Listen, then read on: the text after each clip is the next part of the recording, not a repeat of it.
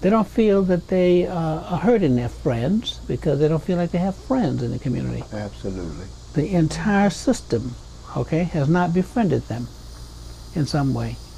And some people have problems, but it's the way the problem is dealt with.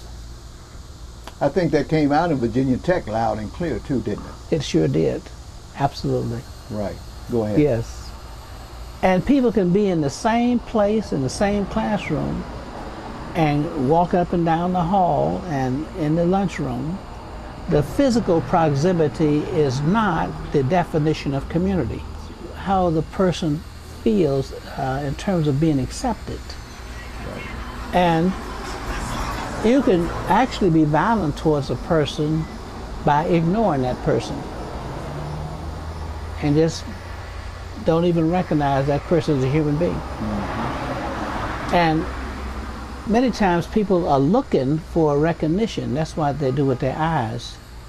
And sometimes there's very little contact. 3 seconds, you look at somebody, you can tell whether or not they accept you as a human being and they recognize you. Walking down the street, there's some people who you just about to have eye contact with and they look the other way and you try to turn your head as far as you can because you're wondering whether they're doing it deliberately, and so you're retaliating by saying, you're not going to recognize me, I'm not going to recognize you. They don't speak to people in certain communities. And these things are subtle, intrinsically subtle, and people don't even understand these things are happening, right? Absolutely. And they're subtle, like you say, and they're also deep, because it's deep within.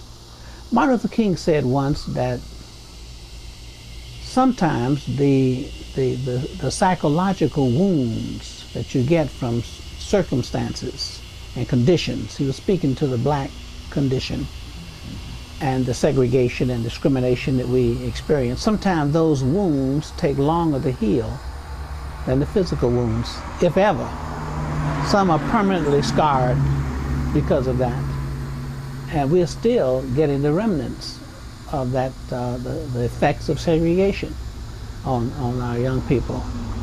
They're reaping that,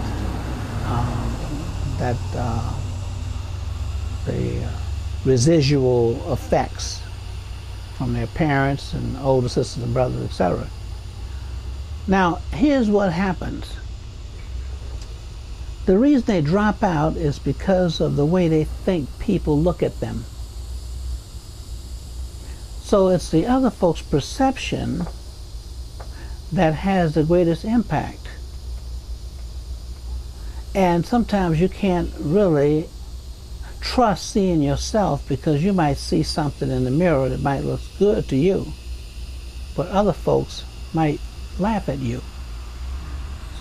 Young people are super conscious about their dress, for example. Absolutely. I mean, you would think that a person, you know, with his hat backwards and a big shirt hanging down his knees and his pants hanging down.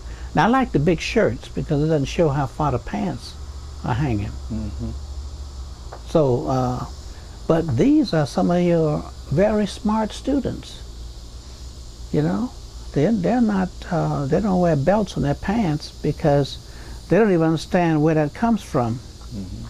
It was the inmates in prison that don't have belts, and I've been in jail 27 times, so I know one of the things they do is take your belt because that could be a weapon, or you can commit homicide, or either you can commit suicide with your belt, you know? So that's one of the things. They usually take your shoestrings too. Mm. And that's why you see a lot of the young people, they walk around with their shoes untied. Because, you know, that's the way you kind of tromp around. So, but the young people don't even know where that comes from. They have no idea. But they want to identify. They don't want to be different. So they want to be socially accepted. Mm-hmm. That's such a high priority for them, you know, in spite of their parents, you know what I mean? I mean, like some of the students dress up for their parents as they walk out the door in the morning, but no sooner they get out of sight from their parents, they have to look like the other kids to be accepted. And that is an absolute certainty at that age level that you talked about where that dropout thing happened, right? In that 7th, 8th, 9th grade age range? Absolutely.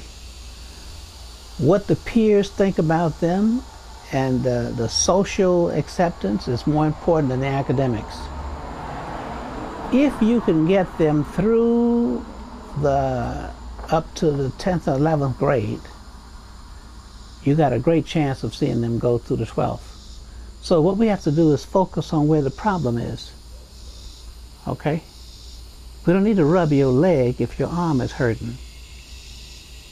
So we have to go where the hurt is, okay, and focus on that. So one of the things I'm doing in short is training older high school students like the 11th and 12th graders and the early college students, freshmen and sophomores, in nonviolence.